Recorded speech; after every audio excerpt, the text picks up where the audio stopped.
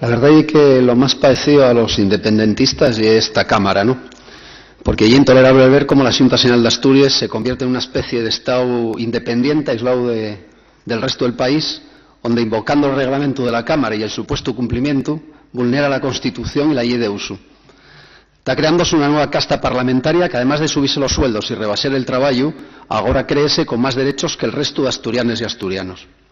Y una vergüenza lo que vivimos hoy aquí, donde la ausencia de oficialidad permite que se vulneren derechos, se censure y se coarte la libertad de expresarse en lengua asturiana en la Xunta General, donde reside la soberanía del pueblo asturiano.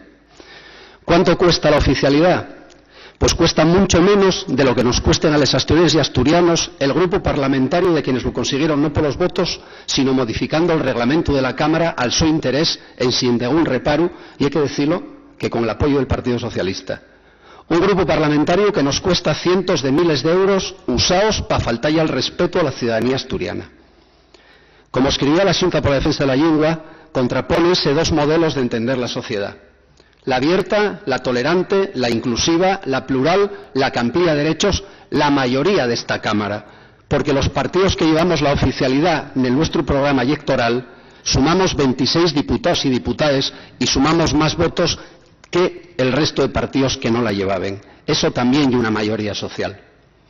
Frente y enfrente tenemos la zarrada, la intolerante, la excluyente, la uniformadora, la que recorta derechos.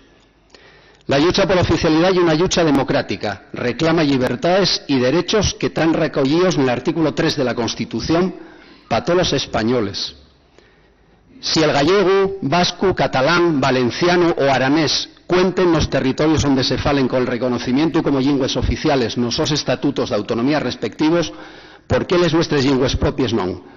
¿Están diciendo que somos ciudadanos y ciudadanas de segunda o que la nuestra lengua es de segunda?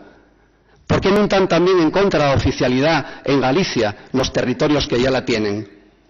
Y es verdad lo que se pregunta a la Xunta por la Defensa de la Lengua. ¿Supuso algo bueno para Asturias la falta de oficialidad? ¿La economía asturiana está mejor que la gallega por la falta de oficialidad? ¿Hay más trabajo aquí porque el asturiano no es oficial? ¿Hay menos emigración de la mocedad porque el nuestro idioma no tiene las mismas condiciones que el castellano? ¿Llegan en antes las infraestructuras y salen más aviones del aeropuerto porque se pierde la lengua asturiana? Donde Podemos Asturias tenemoslo claro. El asturiano y el gallego asturiano, como lingües propias de Asturias, tienen que tener, junto con el castellano, el cartel de lingües oficiales. Tenemos de garantizar el derecho a conocerles y a usarles. Ninguna persona debería ser discriminada en Asturias por la lengua que libremente escuella para comunicarse.